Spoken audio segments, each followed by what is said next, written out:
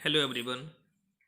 कल हमने BSc first year में पेपर सेकंड के अंतर्गत यूनिट सेकंड फाइलम आर्थ्रोपोडा में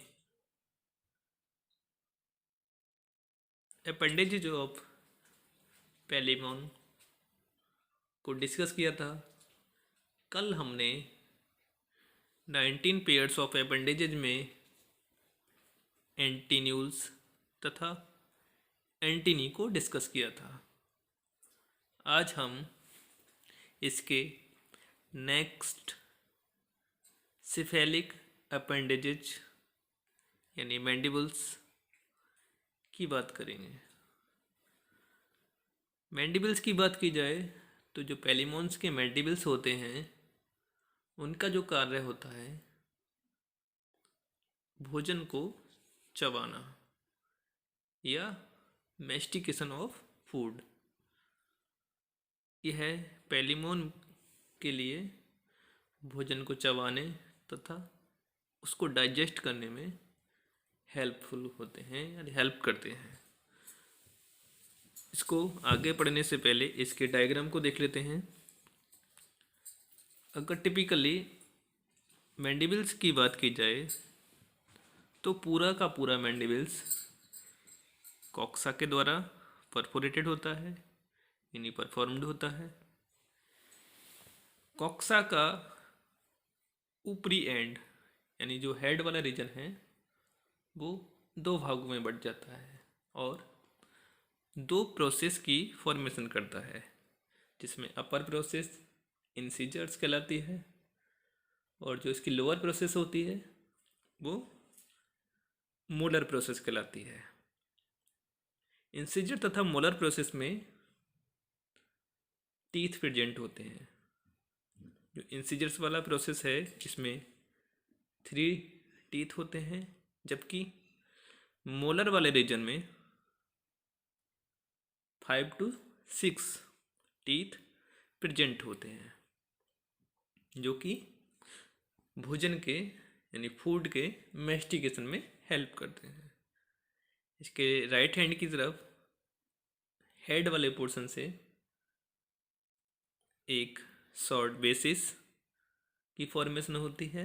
बेसिस से ही एंडोपोडाइट या मैंडिबुलर पल्प की फॉर्मेशन होती है, जो कि हेड से ऊपर तक जाता है। इस पर सीटी प्रेजेंट होती हैं जो कि सेंसरी होती हैं। इसमें एक्जोपोडाइट एब्सेंट होता है। तो बात करते हैं मैंडिबल्स। मैंडिबल्स दोनों मैंडिबल्स मजबूत कैल्सीफाइड बॉडीज होती हैं, मतलब कैल्शियम कार्बोनेट के बने होते हैं। पूरे का पूरा मैंडिबल्स करीब कॉक्सा का ही बना होता है। अभी आप लोगों ने स्ट्रक्चर में देखा था, जो एपोफाइसिस ऑफ कॉक्सा था वो आगे चलकर हेड की फॉर्मेशन करता है, जिसमें 2 प्रोसेस निकलती हैं, इंसीजर प्रोसेस तथा मोलर प्रोसेस। तो पूरा का पूरा जो मैंडिबल्स है केवल कॉक्सा का ही बना होता है। इसके 2 भाग होते हैं, एक भाग एपोफाइसिस और दूसरा भाग हेड।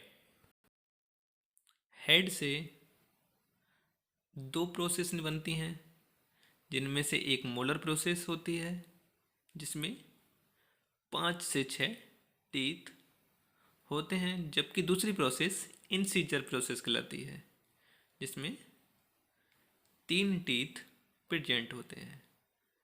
हेड की आउटर मार्जिन पर एक मैंडिबुलर पल्प होता है जो 3 सेगमेंट्स का बना होता है,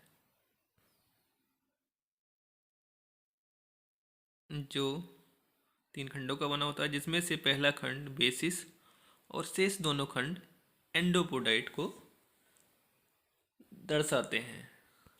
इसमें एक्जोपोडाइट एब्सेंट होता है। मैंडिबल्स जबड़ों की तरह भोजन को चबाने का काम करते हैं। अब बात करते हैं नेक्स्ट सिफेलिक अपेंडेजेज मैगजूली। अगर मैगजूली के स्ट्रक्चर की बात की जाए तो इसमें भी एक्जोपोडाइट्स अब्सेंट होता है और इसका भी कार्य मैस्टिकेशन ऑफ फूड होता है।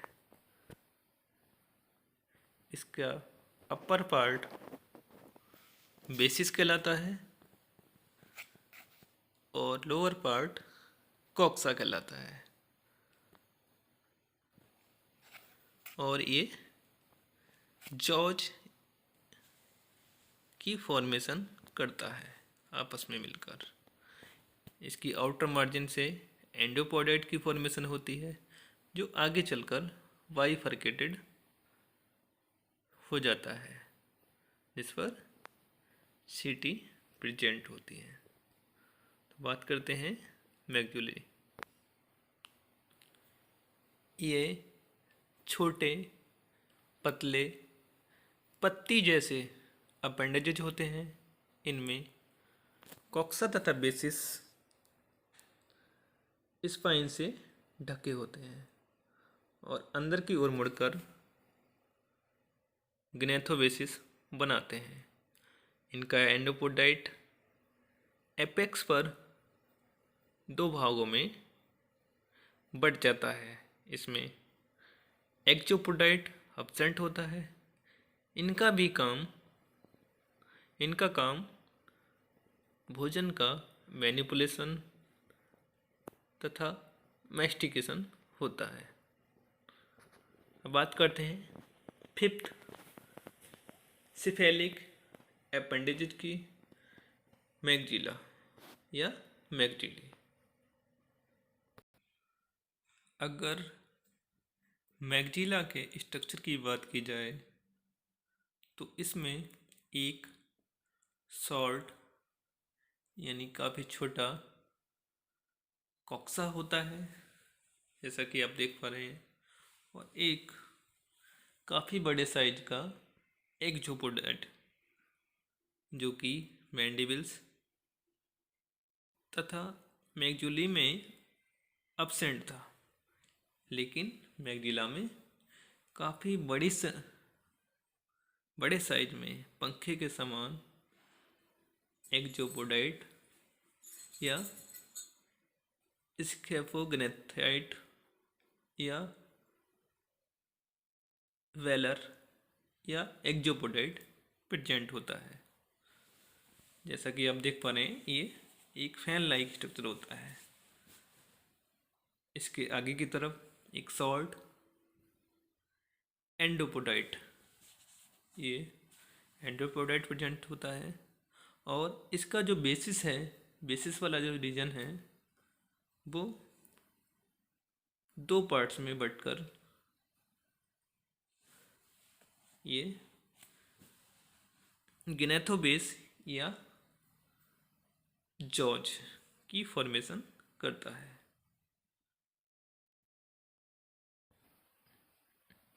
यह है पतले पत्ती जैसे अंतिम सिफेलिक अपेंडेजेज हैं। इनमें कॉक्सा छोटा होता है और आंशिक रूप से डिवाइड होता है। मतलब लगता है ऐसा है कि ये दो पार्ट्स में डिवाइड है, लेकिन कंप्लीटली डिवाइड नहीं होता है। इसका बेसिस बड़ा होता है और दो भागों में बंटकर किनेथोबेसिस बनाता है। एंडोपोडाइट काफ़ी छोटा होता है, जबकि एक्जोपोडाइट एक बड़ा पंखे के समान फैला हुआ स्केफोग्नेथाइट या वेलर बनाता है। इसी की गति के फलस्वरूप पानी गिल्स के ऊपर से गुजरता है। इसकी पूरी मार्जिन पर सीटी प्रेजेंट होते हैं। इस प्रकार मैगजिली टेक्टाइल रेस्पायरेशन तथा भोजन में के मैनिपुलेशन में हेल्प करती है।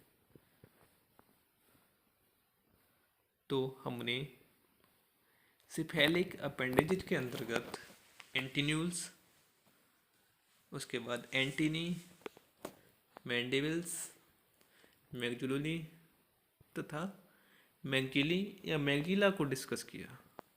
अब हम थोरेसिक अपेंडेजेज को स्टार्ट करेंगे।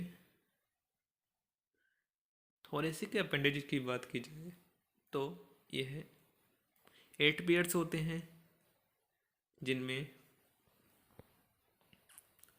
First maxilliped, second maxilliped, third maxilliped, उसके बाद first chelate leg, second chelate leg, उसके बाद first non chelate leg, second non chelate leg तथा थर्ड नॉन चिलेट लेग।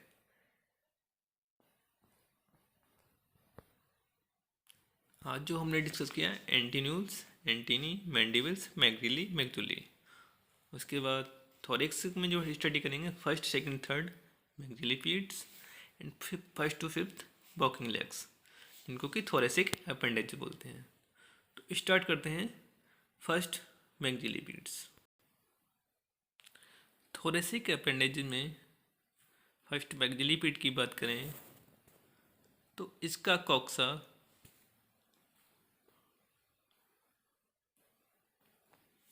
जो नीचे वाला पार्ट है तथा बेसिस मिलकर ग्नेथोबेसिस की फॉर्मेशन करते हैं। ऊपर की तरफ इसमें एक एंडोपोडाइट तथा एक एक्सोपोडाइट प्रेजेंट होता है, जो basal plate like exospine basal plate like expansion of basal plate like expansion of exopodites से निकलते हैं। नीचे की तरफ इसमें बाइफर्केटेड एपिपोडाइट प्रेजेंट्स होता है। इसका जो ग्नेथोबेसिस है वो सेंसरी होता है। तो बात करते हैं फर्स्ट मैग्जिलिपीड। फर्स्ट मैग्जिलिपीड इनमें कॉक्सा तथा बेसिस अंदर की ओर मुड़कर ग्नेथोबेसिस बनाते हैं। कॉक्सा की आउटर साइड पर एक बाइलोब रेस्पिरेटरी एपिपोडाइट होता है। एंडोपोडाइट एक्सोपोडाइट की अपेक्षा छोटा होता है।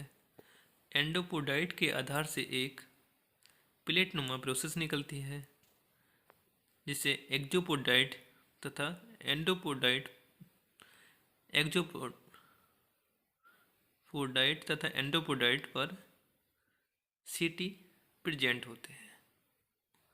तो आज हमने 3 सिफेलिक अपेंडेजेज तथा एक थोरेसिक अपेंडेजेज को डिस्कस किया।